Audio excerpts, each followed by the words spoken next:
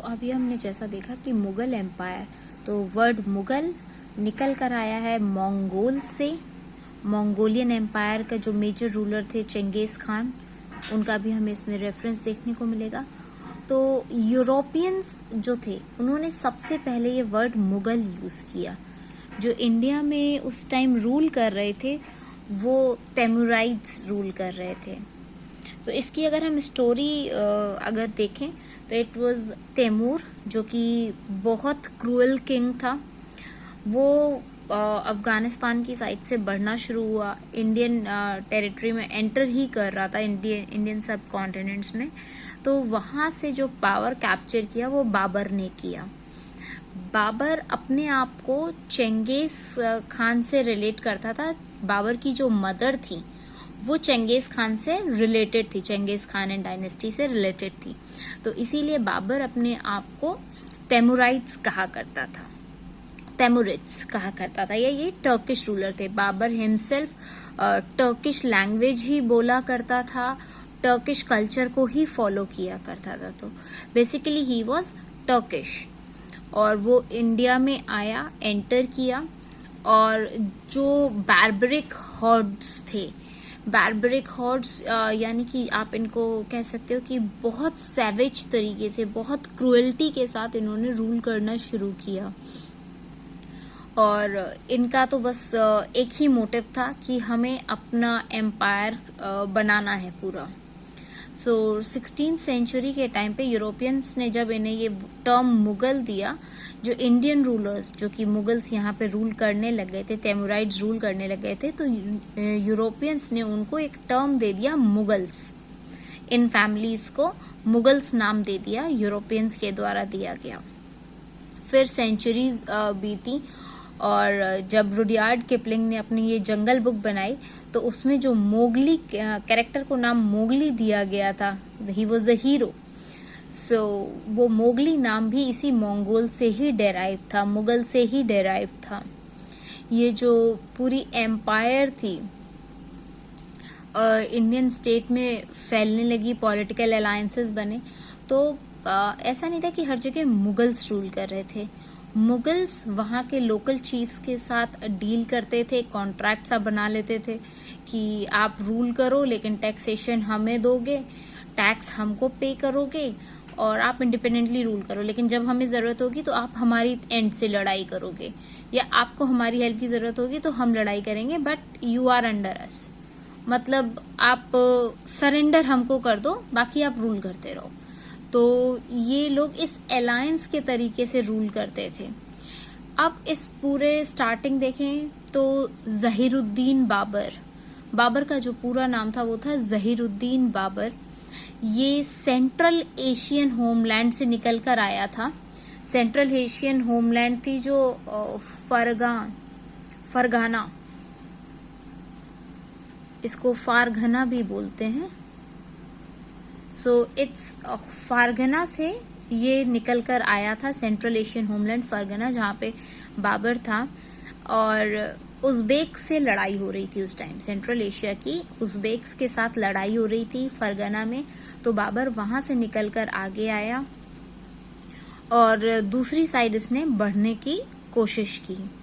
सबसे पहले इसने काबुल में अपने पैर जमाए, फिर 1526 में ये इंडिया की तरफ मुड़ गया कि अब इंडिया में एंटर करते हैं। इंडिया के सब कॉन्टिनेंट्स में इसने एंटर करने की कोशिश की और ऐसी टेरिटरीज खोजी जिसमें ये आराम से अपने मेंबर्स के साथ, अपने परिवार के साथ अपना पूरा कुनबा बसा सके। तो उस समय इंडियन सब कॉन्टिनेंट्स में इसने एंट्री मारी 1526 के अराउंड। फिर बाबर के बाद जो रूलर थे, बाबर का जो बेटा हुआ वो नसीरुद्दीन हुमायूं। ये ज़हीरुद्दीन बाबर थे, उनका बेटा हुआ नसीरुद्दीन हुमायूं। हम इन्हें सिर्फ ऐसे जानते हैं कि बाबर, बाबर का बेटा हुमायूं, बट पूरा नाम ज़हीरुद्दीन बाबर था।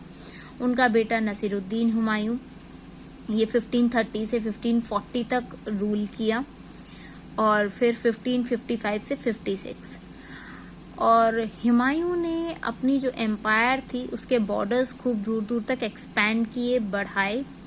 लेकिन जब वो अफगान लीडर शेर शाह सुर से लड़ रहा था तो वो हार गया। शेर शाह सुर ने उसको हरा दिया और वहां से भगाया। तो हुमायूं ने रिफ्यूजी की तरह हेल्प लिया सफावेद रूलर, जो ईरान के सफावेद रूलर थे, वहां पे ये एज अ रिफ्यूजी पहुंच गए हुमायूं। उसके बाद ये वापस रीस्टैब्लिश किया इन्होंने अपनी आर्मी को, और हुमायूं ने फिर इस बार सुर्स को हरा दिया। जो शेर शाह सुर थे उनको हरा दिया, लेकिन उनको हराने के बाद वो एक ही साल बाद मर गया।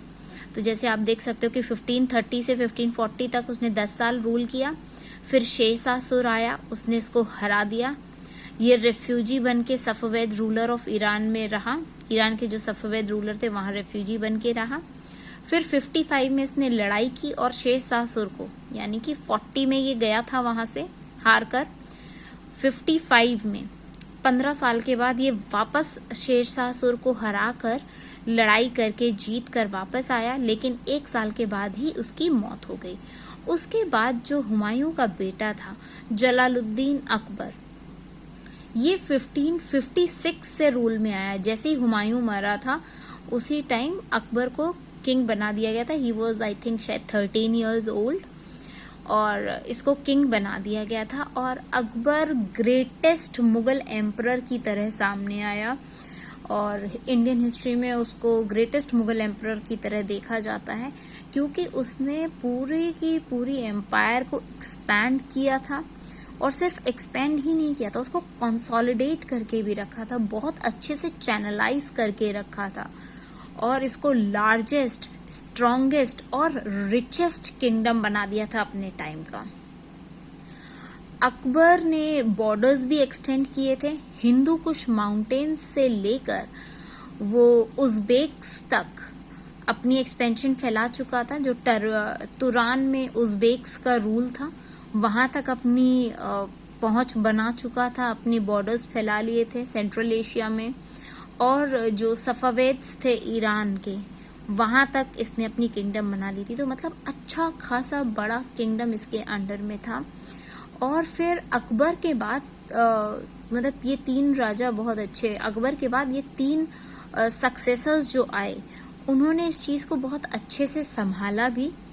यस, उतना एक्सीलेंटली नहीं संभाल पाए जितना अच्छे से अकबर इसको हैंडल कर रहा था। तो ये 3 सक्सेसर थे, अकबर का बेटा, फिर जहांगीर, फिर शाहजहां और फिर औरंगजेब।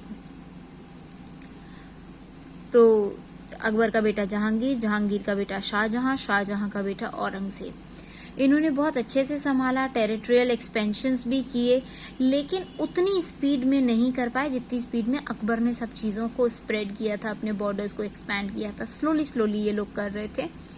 और फिर